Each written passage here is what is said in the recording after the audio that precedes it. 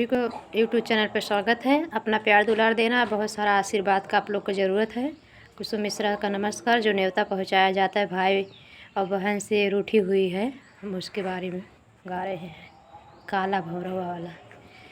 अरे अरे काला भौरवा कालिनी तोहरी जतिया कालिनी तोहरी जतिया भंवरा टाठिया में भरली सो पड़िया नेवत पहुँ चाऊँ नेवत पहुँ चाऊँ भंवरा नेवत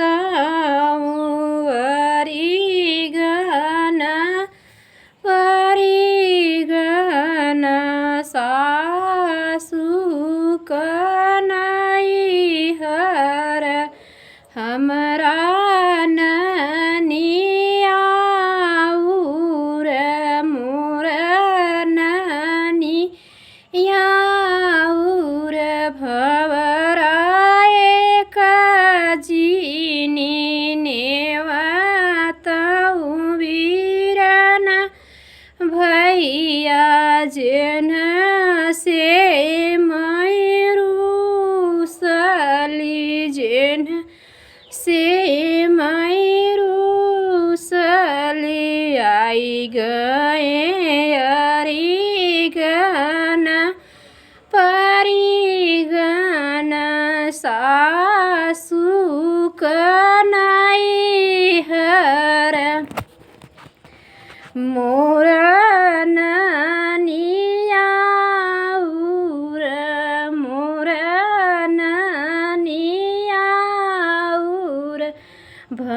बहिनी एक नाही आए वीरन भैया जेन्ह से मई गरु हरी जेन्ह से मई गरु हरी भंवरा टठिया में भरली सो पड़िया वीरन भैया नेवतऊँ वीरन भैया नेवतऊँ भैया छूची छूची गगरीर गावऊँ भैया भौजी कलुगरी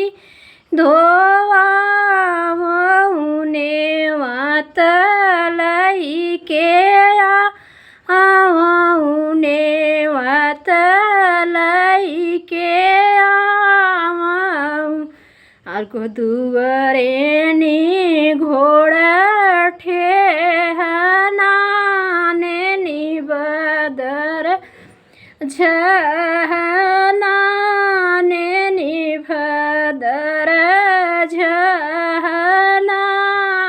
नी बहिनी आई गए मोर वीरन भैया हो जेन्ह से मैरूसली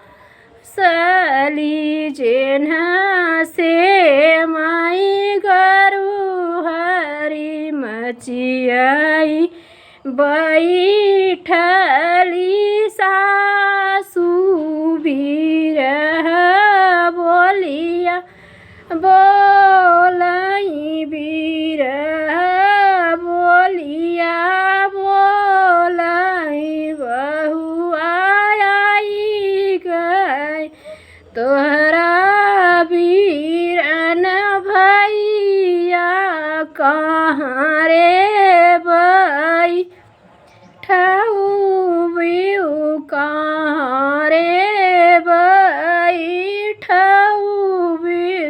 कहवाऊ उतर बुकुड़ावत कहवा दउरिया हो कहवा